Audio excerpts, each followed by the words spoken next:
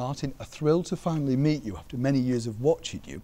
We've just seen this lovely scene in your new play, but he doesn't seem a likeable character, Frank. I mean, is it me, or is he kind of like you're thinking, poor Jenny Seagrove, what are you doing to this poor woman? Right, so now we know whose side you're on. Right? Okay. Yeah, he's a very uncomfortable character, but then he's an alcoholic. He's a once great actor who's failed. He's failed because of the alcohol, and the alcohol has made it worse. So the scene that you saw is right after the young director has offered him a chance of redemption, but he's so dispirited and lacking in confidence that he doesn't feel that he can do it. But not to give too much away about the play, you kind of get the impression that, even in that small scene, that his ego is thrilled, but he's worried about whether, you know, the wife seems to be quite strong and taking over, but really you get the impression that he would like to say yes. Yeah. Am I going down the right path? Yeah, he would like to say yes, but he doesn't have enough confidence and enough spine to do it on his own and say, great, I'm going to do the job. He needs her approval. Constantly he's seeking her approval. And also she's worn down and exhausted by him. Yeah. Now, this play, a particular favourite of yours because you're going sort of back in time. And when you were playing the young boy in this, because you still look lovely, but when you're playing the young boy in this, did you know, it must be strange because obviously you know that part so well as well now. But does it seem that long ago, shall we say? No, I mean, it doesn't seem like 27 years, but it is 27 years insofar as I can't remember enough about it. I mean, it is an understandable question to ask, and it is a very interesting point of view and something to want to know about. But from my perspective, it's immaterial, you know, because I can't remember what it was like, and even if it was only a month ago, I would be playing a different character and seeing it through different eyes and through the filter of somebody else's experience and somebody else's pain, and so it doesn't really figure at all.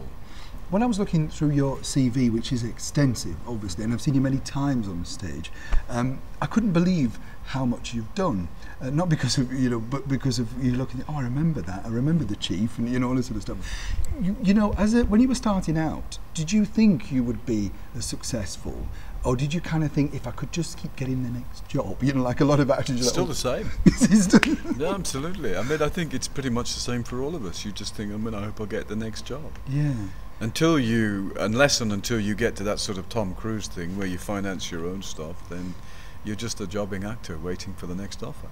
And you are thrilling us at the moment on screen in George Gently, which I love. Thank you. And I was just saying to Jenny that I think you act differently. You know, I'm sure actors, because of the clothing, it gives you a certain stance, doesn't it? People dressed well, their manners were better, the way you treated individuals, you know, like he's a nice guy in a way, even though he's a copper, you know, so you're thinking, you know. See what you think about the police.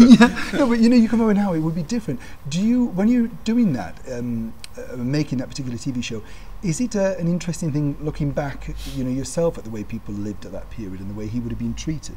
Yeah, I mean, there's very little PC. I mean, PC, nobody knew what PC meant in those days, apart from police constable. Yeah. It didn't mean personal computer or political correctness.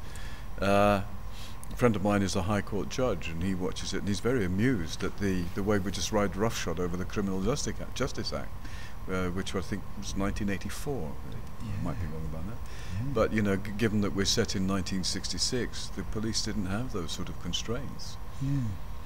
Finally, because I know you're busy, we're coming to see the play, but how would you say that we will finally like Frank? Will we like him, or will we be divided as an audience? Because I'm still with Jenny, but... Of course, I mean, it wouldn't be. I think you'll be divided, yes. But overall, it's a play of redemption. All three characters, in one way or another, redeem themselves. And it might not necessarily be, after the curtain's down, the happiest ending, but it does reach a firm conclusion, and each of them comes through their own particular catharsis. And I think for Frank it's good because he gets back to where he was. He's a success on the stage, and he beats the alcoholism. Till that point, we don't know where he goes from there. And I think that's what's fascinating, because you're thinking, does he survive it? And yeah. That we will never know. That's after the curtain comes down. Martin Shaw, it's been a real thrill to finally meet you. Thank you so much. Thank you. Take care.